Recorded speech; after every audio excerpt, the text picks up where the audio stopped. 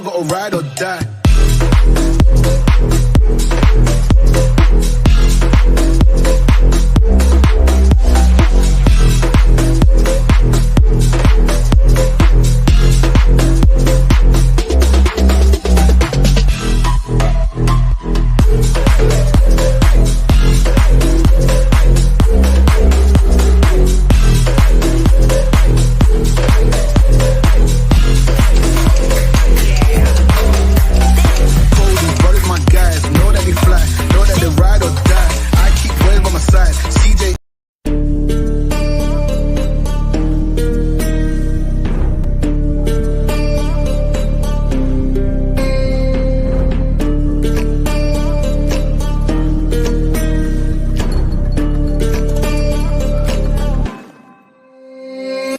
Warriors around, don't get caught in the mosh pit.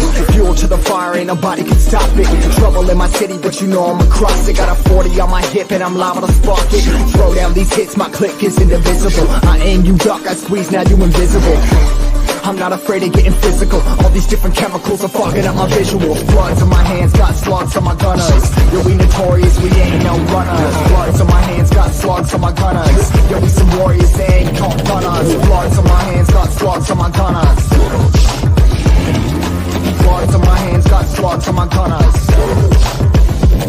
Put on my sweat, put on the beat, put on the map, put on my team. Take out every motherfucker in between, know what I mean? Better myself, better my aim, better my rep, better my name. Killing rappers on my hang, I'm running chains for the fame. Never thought I would it, now I'm running. You don't wanna follow me, now I'm fucking running. What's going on? What's going on? Good evening and welcome to Steve the Kidney Nurse. I am your host, Steve the Kidney Nurse. What's going on, everybody? Look, share this broadcast. At first I seen 5 people, now it's down to 2. It doesn't matter though. Share this broadcast, hit the smash button, share this broadcast, because let me tell you, if we don't have any engagement, then there won't be no knowledge obtained. As they say in the Bible, people perish for a lack of knowledge. Okay, we're going to start these shows up every week. We just need the kidney warriors to be here to participate. So share this broadcast. Share this broadcast. So tonight, special broadcast on Steve the Kidney Nurse. We're talking about unsung heroes of kidney disease advocacy. Kidney warriors who are making a difference in the kidney disease advocacy space, and you don't even hear about them. Okay, they fly under the radar. These people are going to work. They're dealing with kidney disease, but as a part of them, they're doing kidney disease advocacy work that a lot of people don't hear about, and it's making a big impact. And we have one such guest tonight who's going to share her story about the impact she's making in the kidney disease advocacy space, and at the same time fighting kidney disease.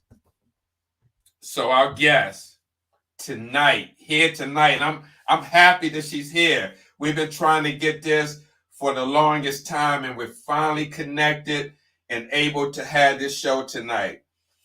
My guest is a 2-time kidney transplant recipient. She's an advocate, all right? One of the advocates that flies under radar but makes a big impact. She's an entrepreneur. She's from Southern California, the land of sunshine. Let me bring my guest on, Alexandra Harrison Flaxman. Let me give her the VIP.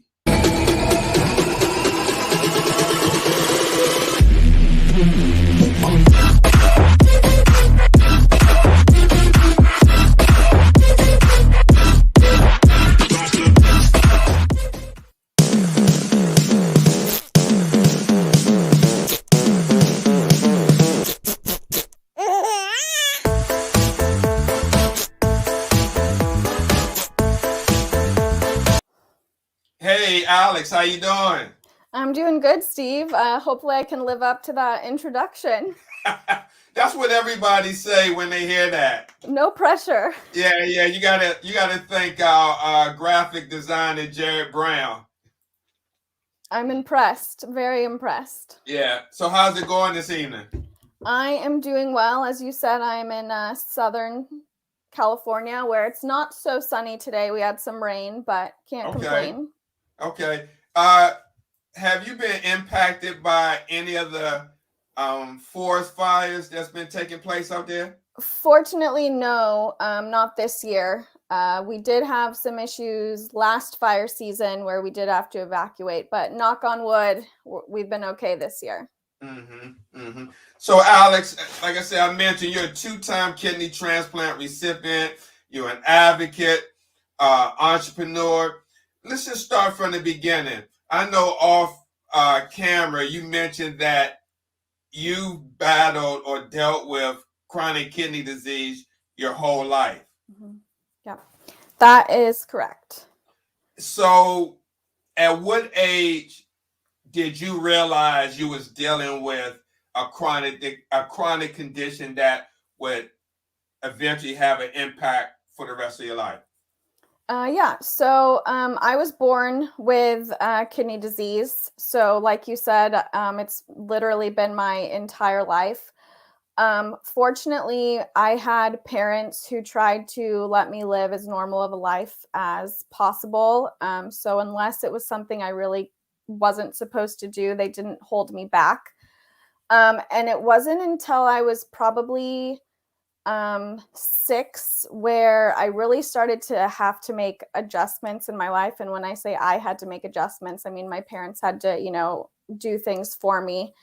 Because when I was born, they did remove one of my kidneys immediately. It was completely septic. And then the other one only had about 30% function left. And it got me until I was 8, which is when I went on dialysis the first time. And that's truly when I realized that this is not the normal childhood that my friends were living, because I was doing in-center hemo 3 times a week. And this was back in like the mid to late 90s. So I was going to the hospital for treatment. It wasn't like an out-center dialysis clinic. And my mom picked me up from school, and I had my Little Mermaid lunchbox, and we went to the hospital, and they set me up, and I had the catheter at the time. And I'm all, getting settled. I'm terrified. I'm very tiny because I did have a lot of growth issues when I was younger. I'm still pretty small. So I'm in this big dialysis chair, this little 8-year-old me, and, the people finally clear, they're done, getting me settled.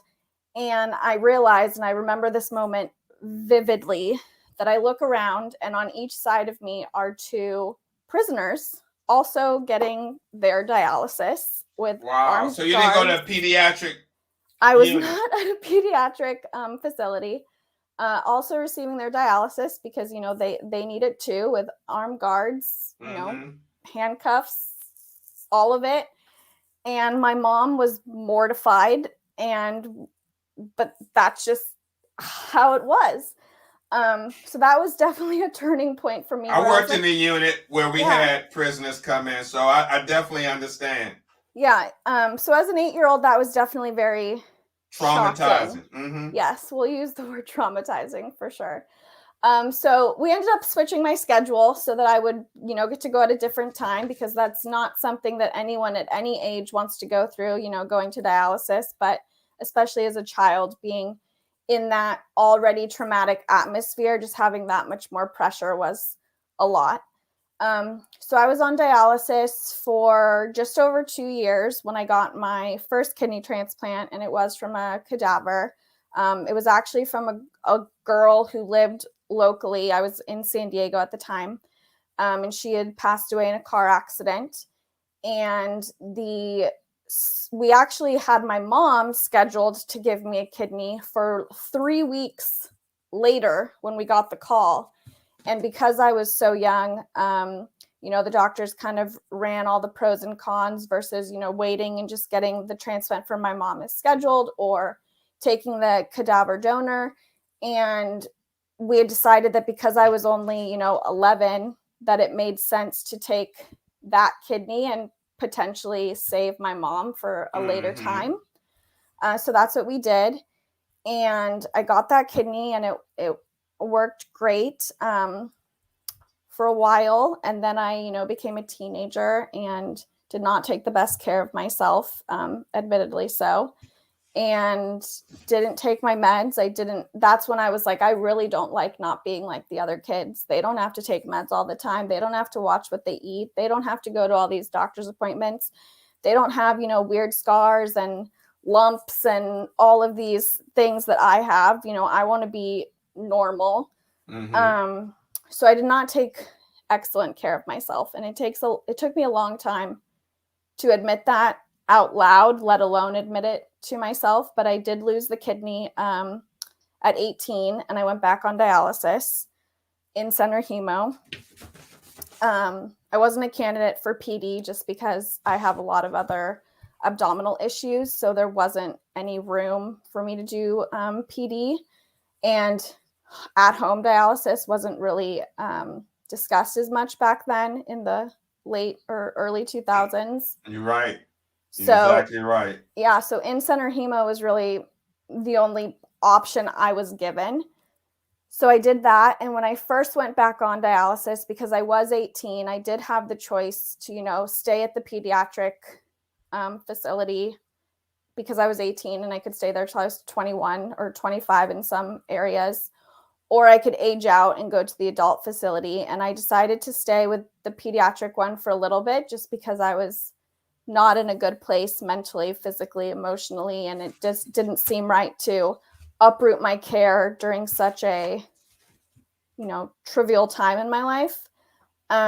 So I stayed there for a while, but instead of, getting my act together, I got more and more depressed with being 18 and living at home and on dialysis while all my friends are going away to college and doing things with their lives. So I was living in Texas at the time, and my parents decided that it made sense to have me move back here to California and try to get a fresh start, start over, try to, get my life back on track. And that is when I decided to transfer to an adult out center dialysis clinic. And that's also really where my personal journey began, because now I'm by myself trying to get my life back on track, but also have my parents with a very heavy hand still on my care, because that's just how they are. I'm 35 and they still manage and, make sure that I stay on top of things. That's awesome. But I was at the unit, and I was the youngest person there by at least, 40 years. Everyone else there was quite a bit 40 older. years. Well, I'm 18, right? 18, 20 at the time. So yeah, everyone there is in their 60s. And was nobody in their 20s or a couple of years old? Wow. Nope. But that's really, and when was this? You said early 2000? Mm-hmm. And look now, 20 something years later, or what, 19, whatever years later, you have all ages on there now. I mean, if you went there now and if you was 18, you liable to see someone same age or a little bit older now. Yeah.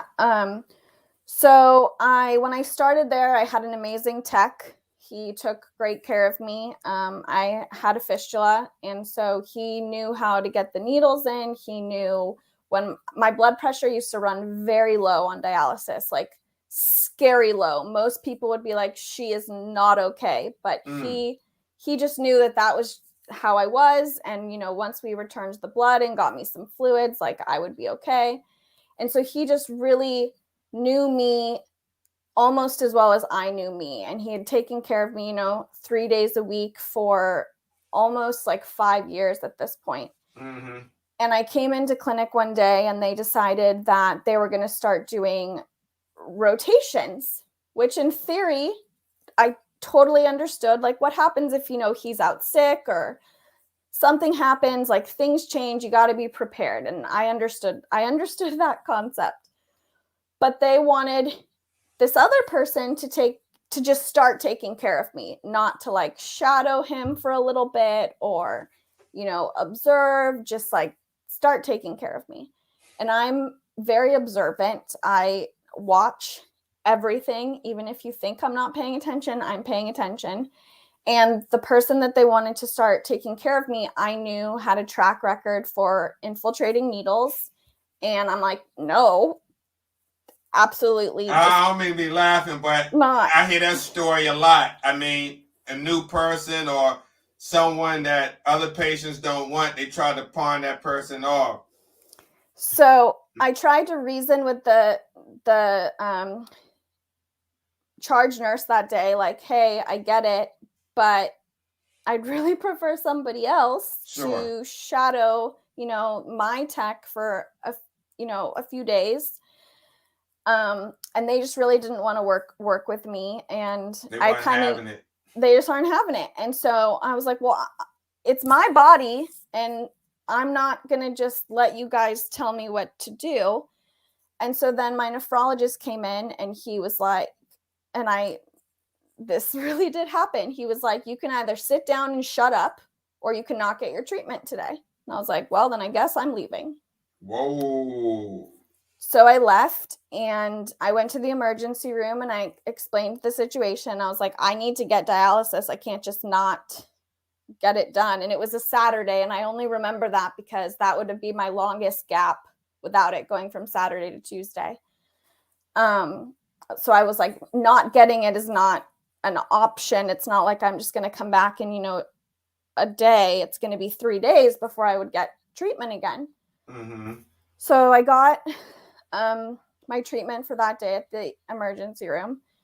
And I immediately started looking online for another physician to be my nephrologist.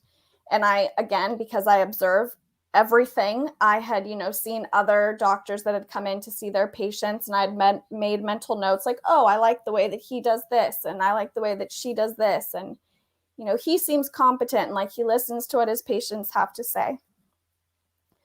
So I made several appointments for that week to see the 3 that I had decided might be a good fit. And I interviewed them. And I was like, I need a new doctor. You're up for the job. These are my questions. Do you think we'll be a good fit? And my husband gives me a hard time now. I tell him, like, this is going to be a partnership. You are not in charge. I am not in charge. We have to make these decisions together. You're not the captain of this ship. I am.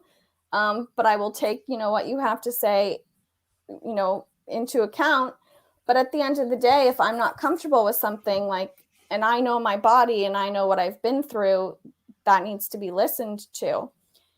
And one of the questions I asked all of these doctors was, why did you become a nephrologist? Because that's not exactly, a field that most doctors want to go into.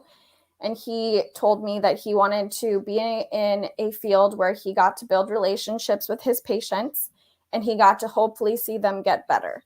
And I was like, you're hired. Let me stop you there for a moment, because you said a lot. And I've seen patients who were dissatisfied with their nephrologist and they didn't know where to turn.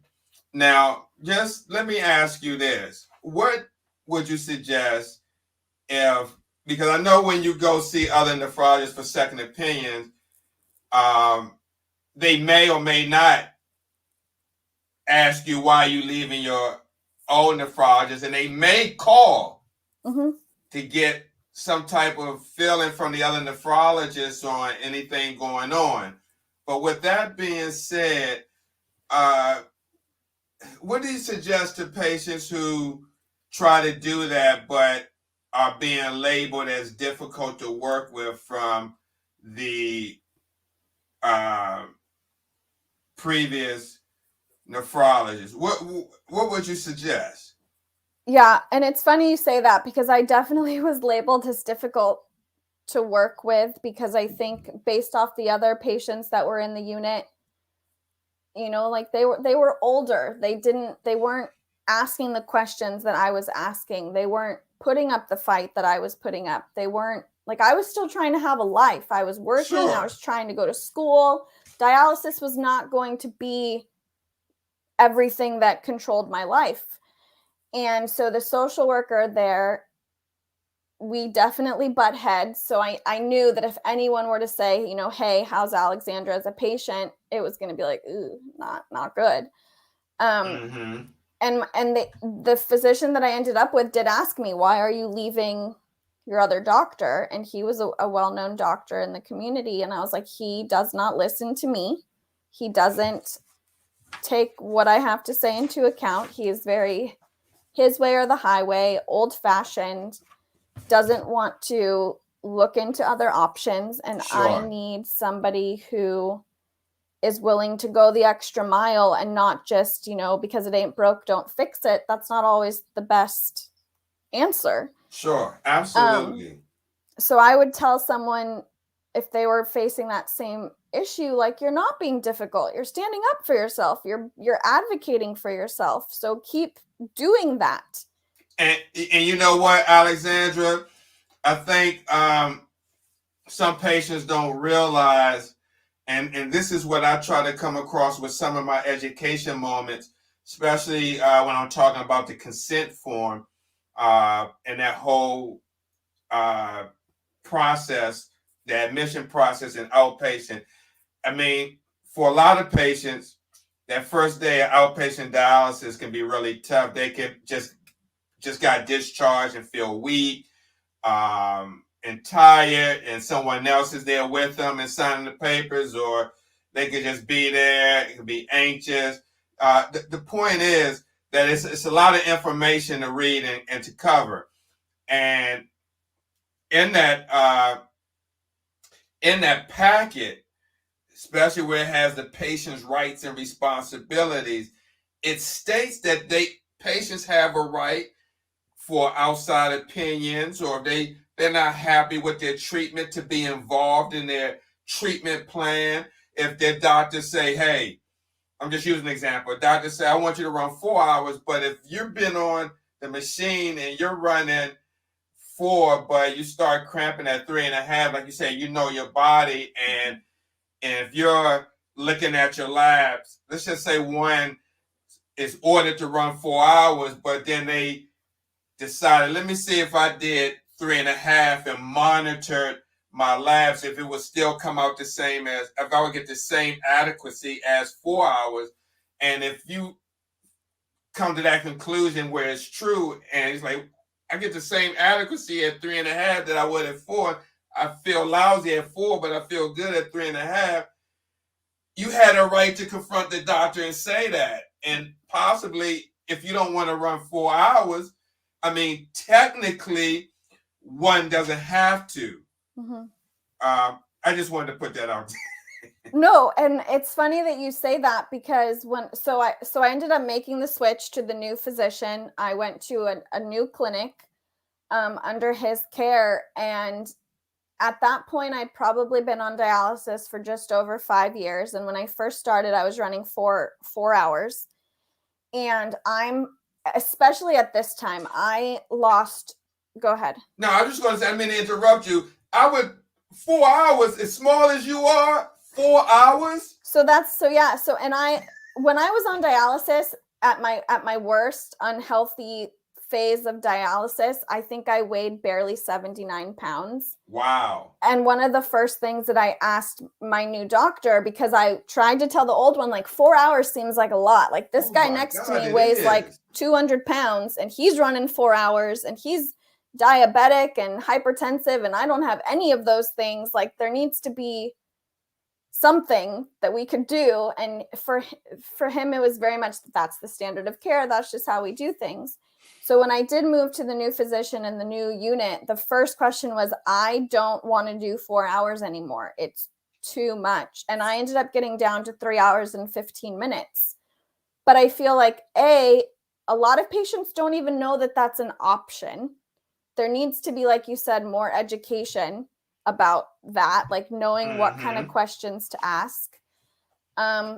And yeah, you are going to get a lot of pushback depending on your, your physician, but it doesn't mean that you're wrong. And if they can tell you, like, no, if he could have said, Alex, you need 4 hours because of this, this, and this, then I would have been like, okay. But he was just like, no, it's because I said so. I'm like, well, that doesn't seem like a good reason.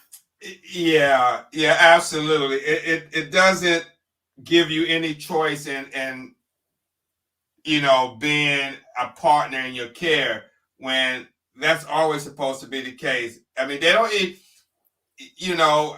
I remember when we used to do care plans and have patients come in. If they wanted to participate, you had a doctor, you had an administrative nurse, dietitian, social worker, everybody's there. Now that process is kind of fragmented because the social worker may not be there, but the doctor and the nurse will be there, and dietitian may not be.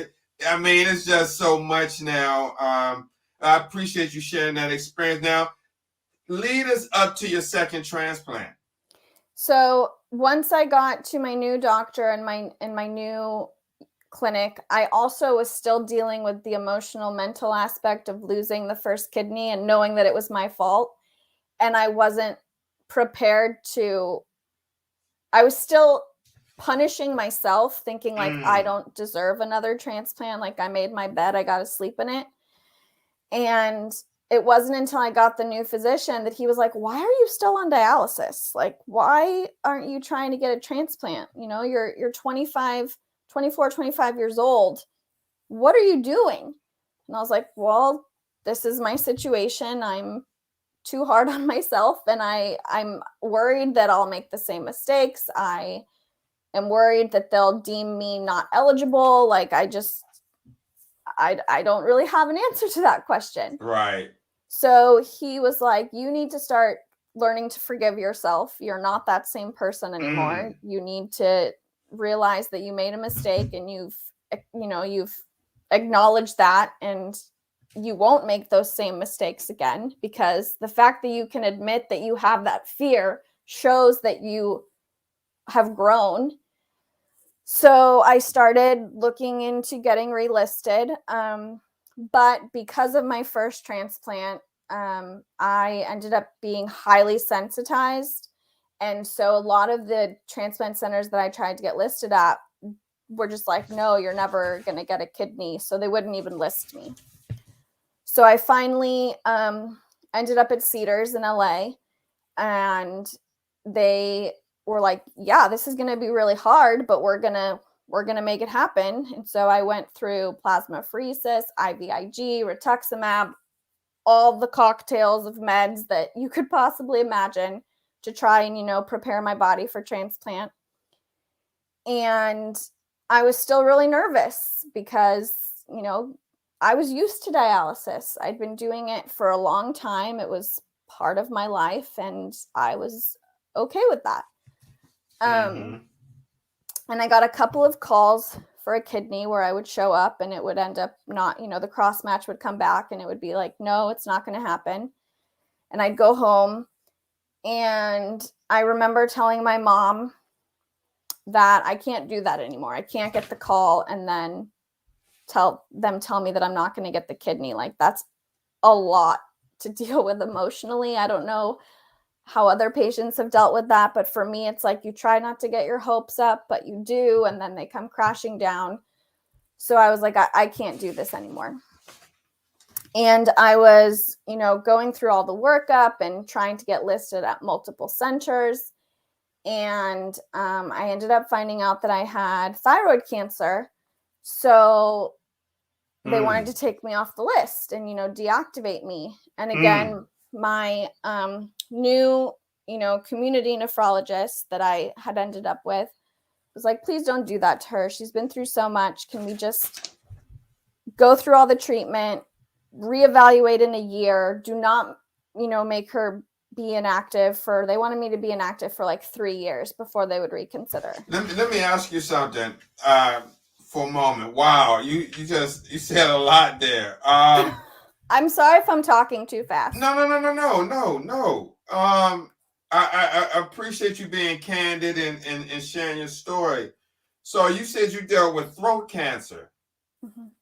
Thyroid cancer. What, I mean, how did that make you feel at the time that you heard that diagnosis? I mean, on top of dealing with trying to get on a list and dialysis, I mean, did it?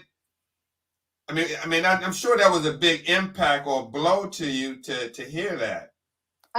To be honest, I'm still processing it. When I go to fill out, health questionnaire forms, I forget to check the cancer box. Mm. But no, I remember getting that call just like I remember getting the call that I was finally getting my transplant, like it was yesterday. I was getting ready to go to dialysis. It was a Thursday morning, and I was living in California, and my mom was supposed to be flying in for the weekend to spend time with me. And so I'm getting ready to go to dialysis, and my phone starts ringing, and I see that it's my nephrologist. And I'm like, that's weird. I'm going to see him at dialysis in a little bit. So I don't answer it. He calls back again. I'm like, okay, I should probably answer the phone. So I answer it, and he goes, Alex, what are you doing? And I'm like, well, it's Thursday, and it's 8 a.m., so I'm getting ready to go to dialysis. And he was like, okay, are you driving? And I was like, no, I'm still at home. And he's like, well, I need to tell you something, and I didn't want to tell you at dialysis in front of everybody because I know you're going to want time to process. So, I just wanted to let you know, but we'll talk about it as much as you want when I see you. I was like, okay, now you're scaring me. He's like, your biopsy came back, and it shows that you have cancer. And I literally dropped the phone, and I was living alone, and I'm thinking, this is a joke. I've been through so much. Never in my mind did I think that would be something else I would have to deal with. And I can hear him. He's like, are you there? Are you there? And I'm like, yeah, I'm here. I'll see you in a little bit. And he's like, okay, are you okay? And I'm like, well, no, I'm not okay, but I got to go to dialysis, so I'll see you in a little bit. So I'm like, okay, now I got to call my parents and tell them, because that's something you share with your parents. So I pick up the phone, and normally I would call my mom, but I'm like, I don't even think I can get the words out to her. So I call my dad, and he answers the phone, and he's like, hey, what are you doing? And I'm like, are you with mom? And he's like, yes. I'm like, can you put it on speakerphone? And he's like, what's wrong? And I'm like, please just put it on speaker, because I'm not going to be able to say this more than once. And he's like, okay, we're both here. And I'm like, doctor just called, biopsy came back. It is cancer. And I can hear my mom start crying, and my dad's like, okay, what do we need to do? I'm putting mom on a plane today. She'll be there this afternoon. What's the plan? What's next? I'm like, I don't know. I just got the call. You know what I know. So I go to dialysis.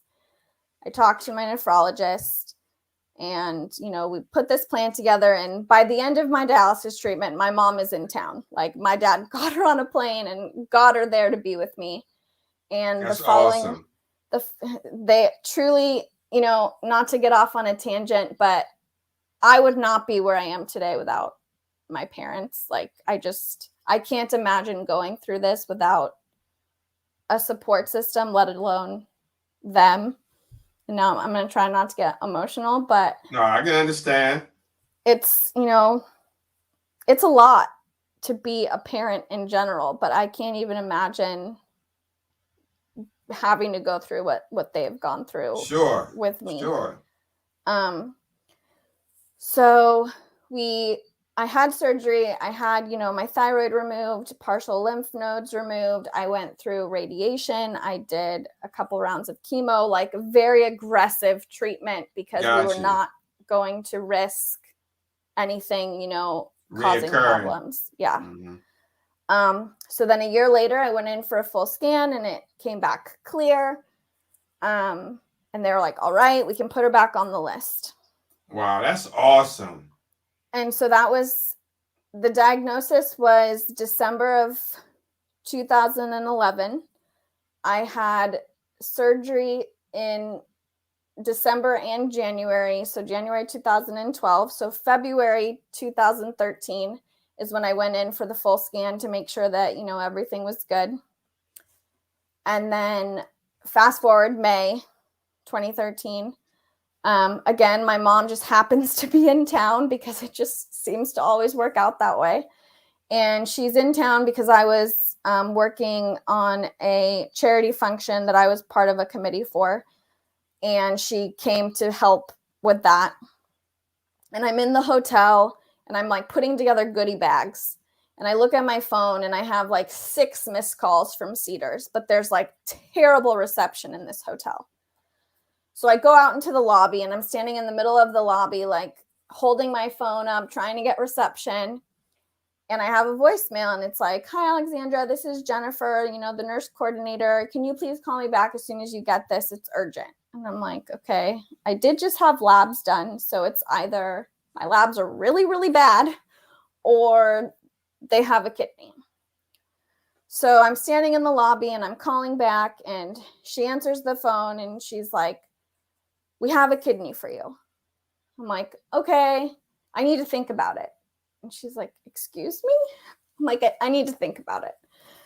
So I hang up the phone and I'm like processing and my phone rings again. And it's my other nurse coordinator who I still have a very close relationship with to this day. And she's like, "Are you insane?" She's like, "What do you mean you need to think about it?" And I'm like, "We've been through this. I'm not ready. I don't want to get sent home again. I can't deal with that anymore. Like, just call the next person on the list." And she's like, "Absolutely not." She's like, "I promise you, like, this is a perfect match. Please just trust me." So I'm like, okay. So now it's like hit me. And I'm like now in the fetal position in a hotel lobby crying. And my mom doesn't know that this is going on. So she comes out looking for me and sees me in the fetal position on the floor of a hotel lobby crying. And she runs over and she's like, "Oh my God, are you okay? Are you okay?" And all I can manage to do is put my thumb up and say the word kidney. And so then she's crying in the hotel lobby. So we go to Cedars the next day because they're like, "Be here the next day."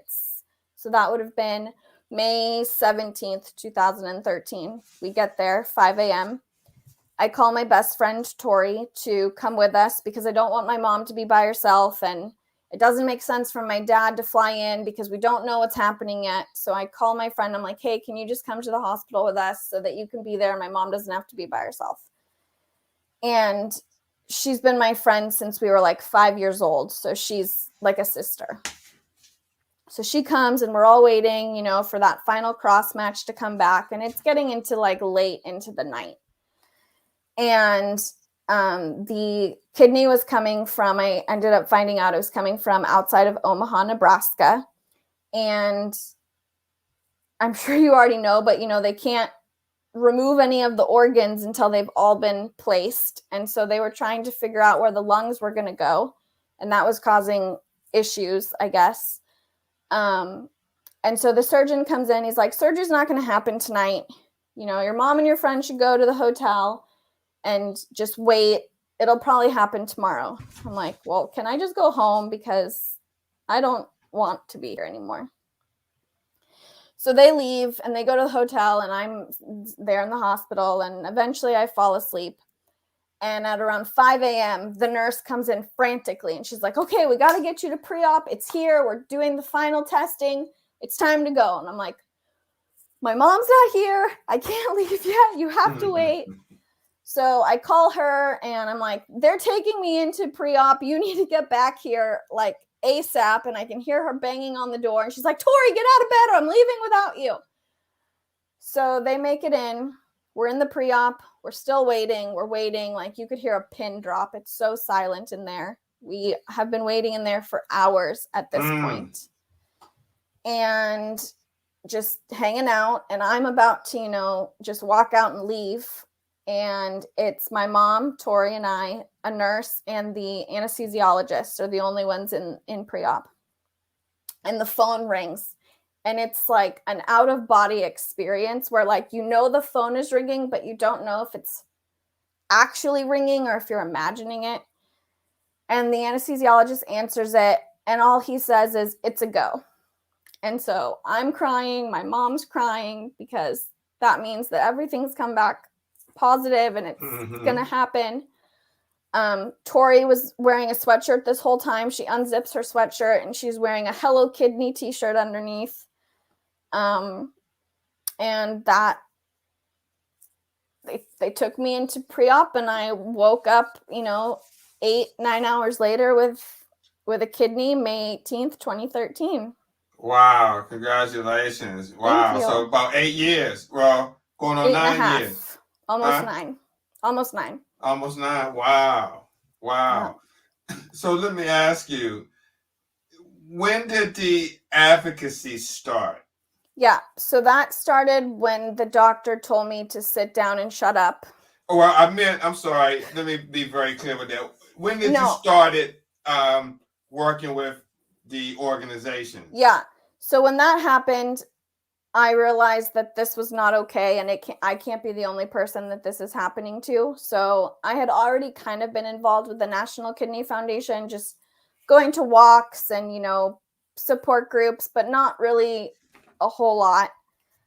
And that's really when I started getting more involved in that and doing, the peer-to-peer mentor programs and trying to use my experiences to either help others avoid the same kind of situations, or if they are going through those situations, have some kind of support so that they don't think that it's just them, or like you said earlier, they don't think that they're just a non-compliant patient, that they are valid for having those feelings.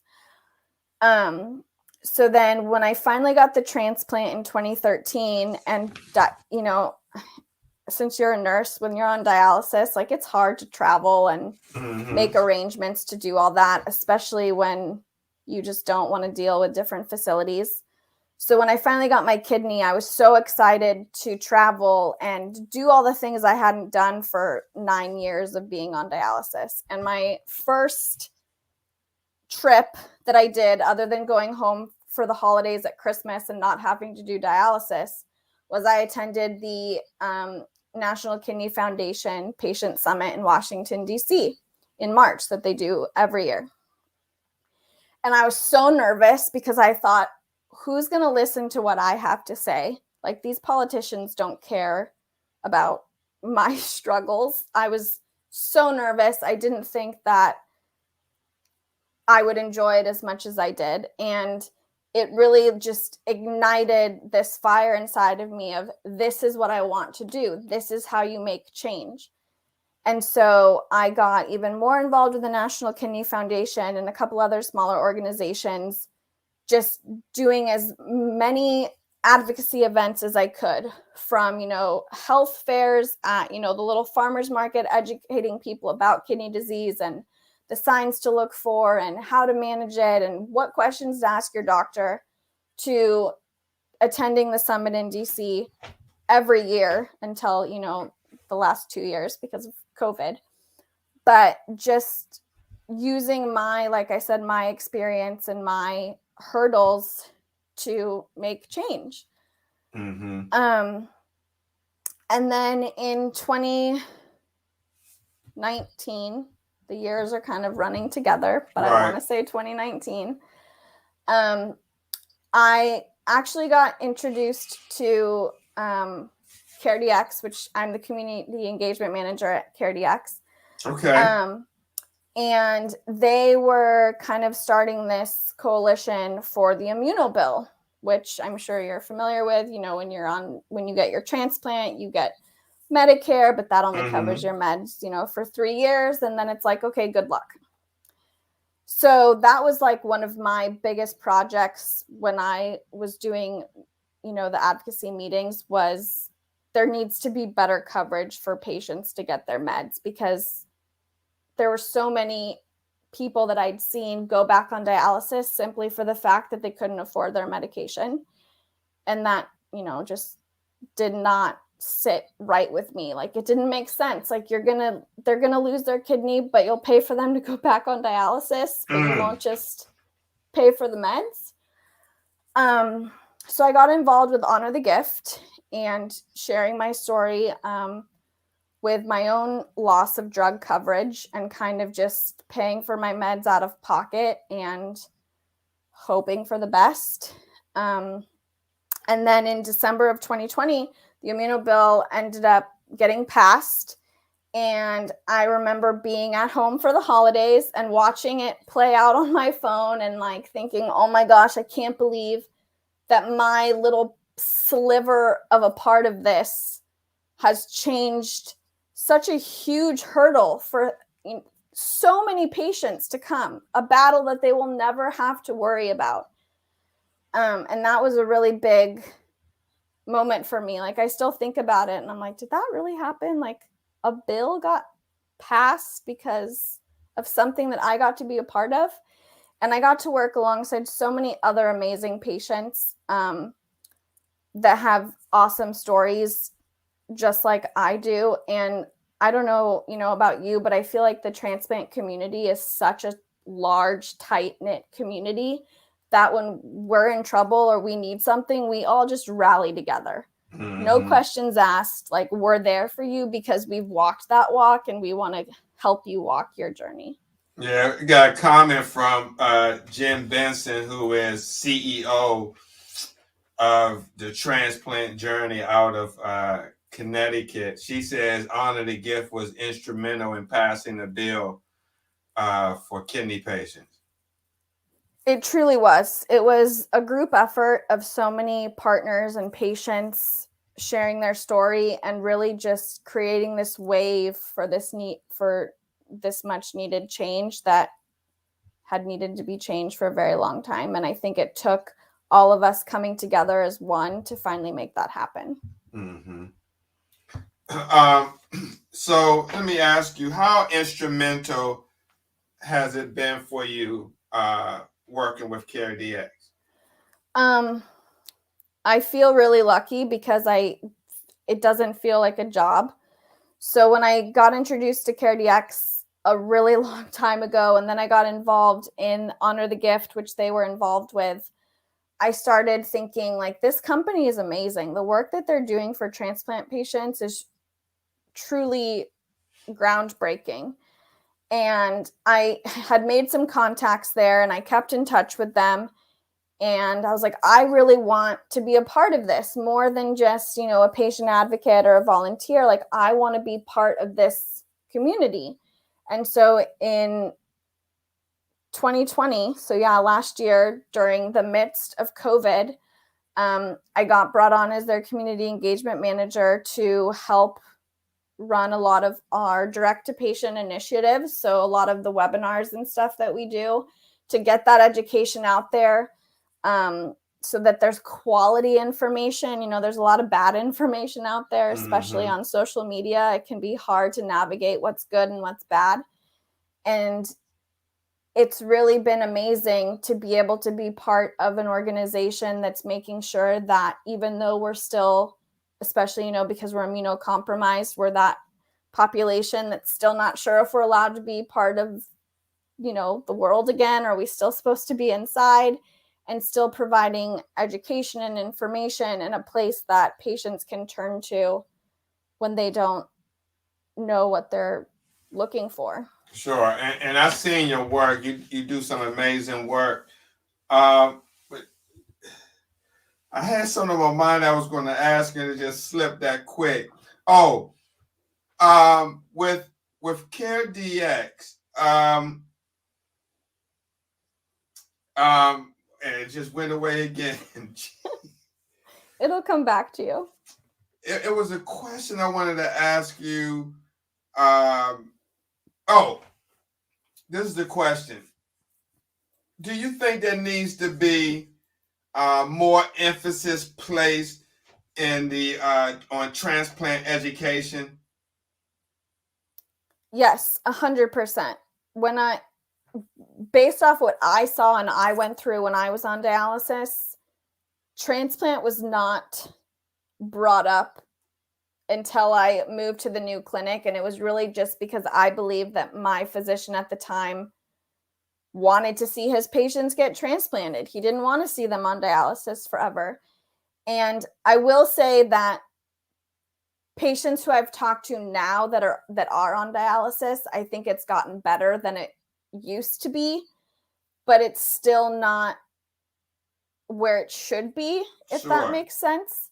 Oh, it makes a lot of sense because I know patients now that, mention that no one's mentioned preemptive transplant. You don't hear much talk about that. In fact, Uncle Jim had Dr. Heher on, CEO of Square Knot, that try to encourage more preemptive transplants. So you don't hear a lot of preemptive. So someone gets kidneys, especially in the Black community, uh, whether it's stage 3 or 4, once they get diagnosed, they try to manage it, and then it almost more than likely segue into dialysis because no one brings up transplant. I mean, in the majority of the cases, is let's deal with this disease, let's manage it, and let's try to stop the progression. But while you're doing all that stopping the progression,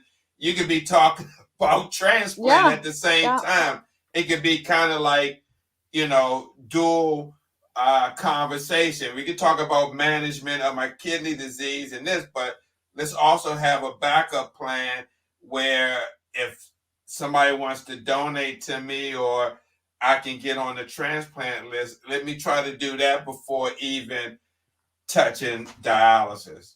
And I think exactly like what you said, it also leads the conversation, if you did educate about preemptive, is what if you have someone that's willing to be a living donor, but they don't know that they can do that because you're not on dialysis yet? Exactly. And then the other side of the coin, and I feel like I've seen this happen with more and more patients than it should, is not even managing the symptoms to prolong dialysis as long as possible, but just crashing into dialysis because your, general practitioner isn't looking at all of these signs and symptoms that are clearly showing there's a problem. And then all of a sudden you go in and it's like, oh, you need dialysis today. Yeah. It happens more than enough times. Yeah. So let me ask, we're kind of winding down. I told you that was going to go fast. I know. I just looked at the clock and I was like, oh my gosh, it's already been Yeah, but let me ask you, what if you have some people watching tonight that's on the transplant list or even post transplant? You have experience on both sides. Can you just leave some words of wisdom, your advice of, how one can be better prepared in getting a call or be better prepared just waiting? Because you did mention that you were tired of going, and when you get to the hospital, it didn't work and you went back home. I know people who said they did that 8, 9, 10 times before they actually, stayed and went through the transplant. So just leave us some of your words of some of Alexandra Harrison Flaxman words of wisdom, based off of your experience and what you know in your advocacy. Yep. First of all, I would say, and I can say it now, but I probably did not practice it at the time, but don't give up hope. I know it seems hard sometimes. Trust me, I know it seems hard, but you can't lose hope, because even if you are going to be on dialysis for a while, or you do get those calls multiple times and get sent home, if you don't have hope, it's hard. Surround yourself with an amazing support group if you can, and it doesn't have to be family. If you have great friends that you can rely on, make sure that you have someone in your life that knows that you're waiting so that you don't have to go through it alone. I know a lot of patients, they get the call, they go to the hospital and they're by themselves, and I just can't imagine going through that alone, whether it happens, especially if it happens. Like I would hate to have to wake up so excited and happy and not have someone to celebrate with. Ask for help. That's also something that I should probably practice better personally. but it's okay to ask for help. And then the last thing, and I would say this too, regardless of where you are in your transplant journey, whether you're, trying to stay off dialysis, you're on dialysis, you just got transplanted, or you're 15 years out, mental health is so important. And I don't think that gets talked about enough. So, if you have feelings that you don't think are valid, talk to somebody. If you have feelings that you think, I shouldn't be feeling that way, talk to somebody. You can't get through it by yourself. I think patient to patient peer mentoring is also very important. Physicians, social workers, nurses, dietitians, they're all fantastic, and they're going to help you as much as they can. But sometimes it just helps to hear from someone else that's been through it that you're not, alone. And you can really only get that from another patient. So if you can find a group that is supportive and you can lean on to share valuable information and good information, then I think that there's nothing better than that. Wow. Absolutely. Absolutely. Wow. I appreciate that, Alexandra, for sharing that bit of information. Is there any, we like to give, let our guests say a shout out before we close the show. Anybody you'd like to say hello to, shout outs while we're here? I mean, I don't think that they're listening right now, but my parents and my husband would not be here without them. Wow. And also a shout out to you, Steve, because I think it's really great that you do these shows. I've watched several of yours in the past, and like you said earlier in the introduction, like, you do these to put out knowledge and to share. And I think it's really great that you do this. Oh, thank you, Alex. I appreciate that. We also like to bring you back in the future if you have, time to share information. You had mentioned mental health. That's a great topic. Mental health and post-transplant. Maybe you can definitely. Yeah, that's a whole nother hour of conversation. Yeah, I would love to. I can get a licensed social worker, clinical social worker, and we can have that discussion of mental health and post-transplant. I would love to hear some of your perspective on that, and just to see, how we can tackle that and what's not being addressed when it comes to mental health and post kidney transplant or any post transplant. Yeah. I may say, not just kidney. No, definitely. I would love to. Okay, great. I got your information, and yes, you do. Jared Brown, who's host of the Warriors Quest show. I'm not sure if you're familiar with the Warriors Quest show we do on Facebook. He's the host, producer of that show. And what it is, we have kidney warriors come on each week who are looking for a transplant, whether it be living, donor, cadaver, or paired exchange. They come on and share their story, their strength and hope, and looking for a donor.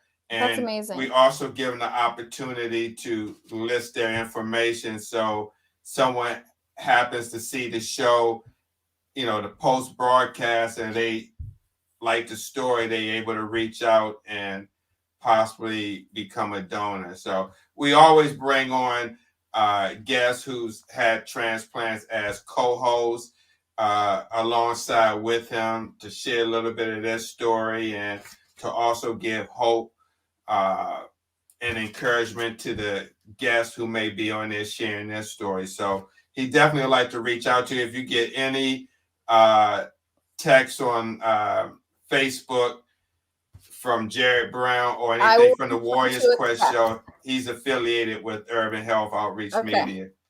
Wonderful. Yeah. Thank you, Kidney Girl. This is Leslie. She's out of Atlanta. She's had a transplant as well.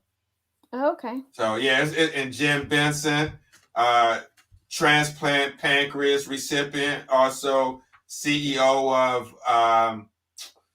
Transplant Journey, a small organization, nonprofit up in Connecticut that does support groups and give information and assist kidney warriors looking for transplant, assist them through that process as well. So there's a lot of small organization and people doing, I call them unsung heroes, because if someone else sees what you're doing or what Jim Benson is doing, or Kidney Girl 91, she shares some of her experience as well. Maybe it could bring more people out and sharing their experience, and maybe that's how we can get kidney disease pushed up to the forefront, because we always say that there's no media or national attention on it. You see little spurts of it, but nothing really consistent, along the line. You may see a commercial here, they talk about this, and a little bit later you got a television show, and now you don't hear about the show Be Positive. It has to be consistent, like we talk about diabetes, hypertension, cardiac cancer, breast cancer, prostate, especially it being the 9th leading cause of death in the United States. So definitely. Alex, I really appreciate you coming on.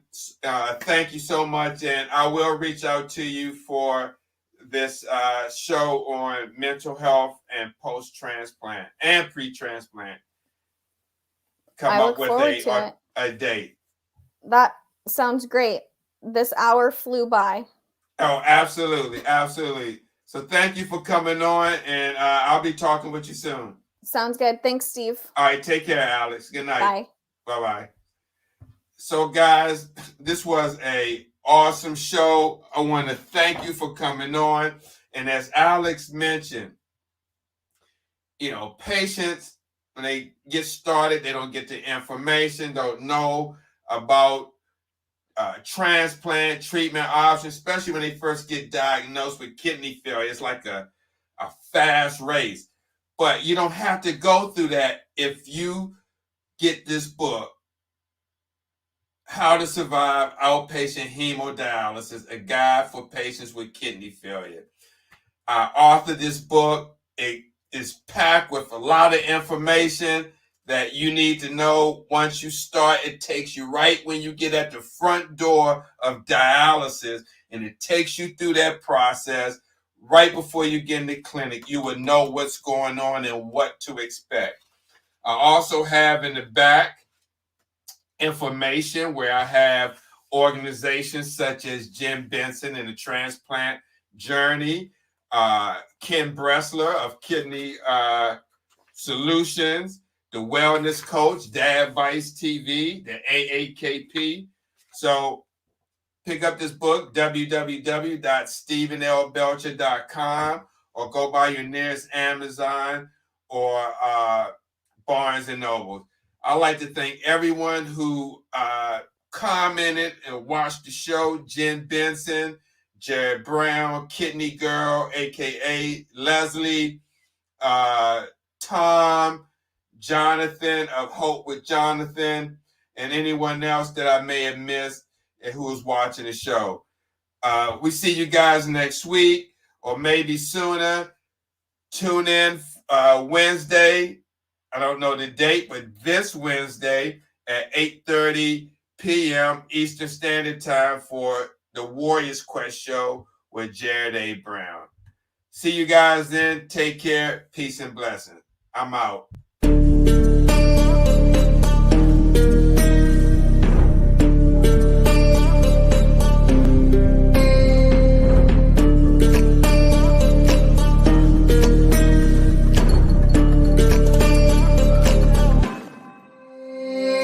Warriors around. around, don't get caught in the mosh pit. Fuel to the fire, ain't nobody can stop it. Trouble in my city, but you know I'm across it. Got a 40 on my hip and I'm liable to spark it. Throw down these hits, my click is indivisible. I aim, you duck, I squeeze, now you invisible.